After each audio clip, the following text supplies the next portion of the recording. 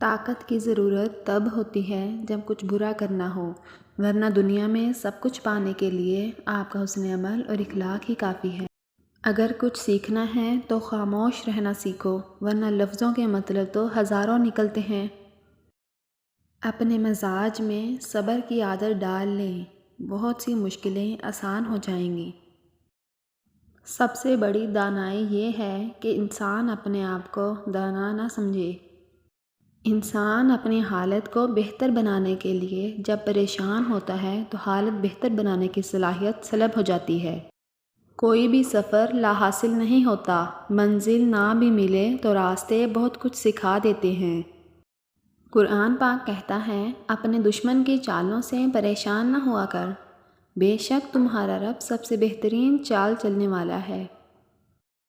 جو حق سے منہ موڑتا ہے تباہ ہو جاتا ہے۔ میں نے زندگی میں ایک بات سیکھی ہے کہ انسان کو کوئی چیز نہیں ہرا سکتی جب تک وہ خود ہار نہ مان لے۔ جب آپ اللہ کی خاطر اپنے آپ کو برائی سے روکتے ہیں تو وہ آپ کو دوسروں کے ہاتھوں رسوا نہیں ہونے دیتا۔ پرندہ جب اڑنے کی ٹھان لے تو ہوا کو راستہ دینا ہی پڑتا ہے۔ جو لوگ اپنا وقت برباد کرتے ہیں، وقت انہیں برباد کر دیتا ہے۔ کسی کو چاہنا ہو تو دل سے چاہو، زبان سے نہیں، اور کسی پر غصہ کرنا ہو تو زبان سے کرو، دل سے نہیں۔ برے سلوک کا جواب اچھا سلوک ہے، اور جہالت کا بہترین جواب خاموشی ہے۔ اپنا کل کو بہتر کرنے کے لیے اپنا آج سنوارو۔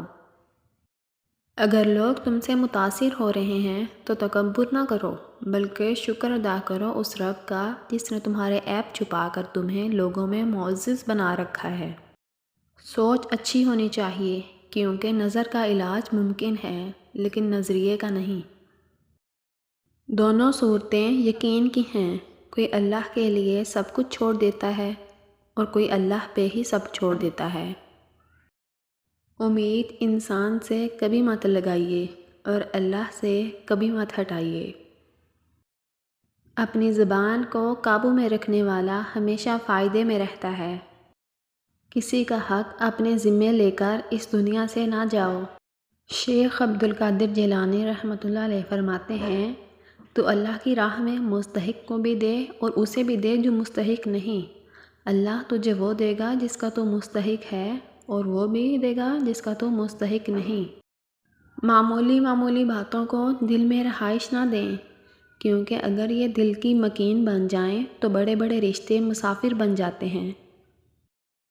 اذان غور سے سننے سے کافی ذہنی بیماریوں سے نجات ملتی ہے۔ آپ صلی اللہ علیہ وآلہ وسلم نے فرمایا، اگر جھک جانے یعنی عاجزی اختیار کرنے سے تمہاری عزت گھٹ جائے تو قیامت کے دن مجھ سے لے لینا۔